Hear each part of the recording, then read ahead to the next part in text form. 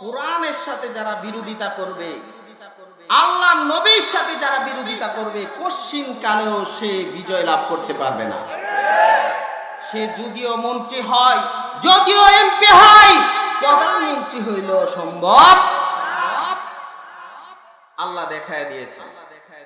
আল্লাহ পাক রব্বুল আলামিন নমরুদকে ধ্বংস করে দিয়েছেন ন্যাংরা মশা দিয়া, ঠিক কিনা জোরে বলেন।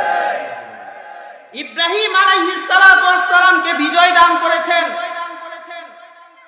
নমরুদকে পরাজিত করেছেন, কঠিনভাবে পরাজিত করেছেন বেইজ্জতির সাথে। এই যুগেও যারা কোরআনের সাথে বেয়াদবি করবে, কোরআনের সাথে উল্টা পাল্টা করবে, এদের পরিণতিও তাদের মতো হবে, ঠিক কিনা জোরে বলে।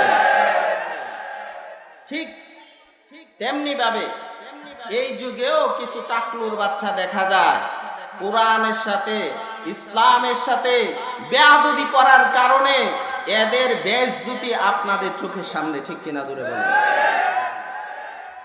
আল্লাহর কসম করে বলি, ইসলাম ছিল, ইসলাম থাকবে, কিন্তু টাক মাথা থাকবে না। কোরআন ছিল, কোরআন থাকবে, টাক মাথা থাকবে না।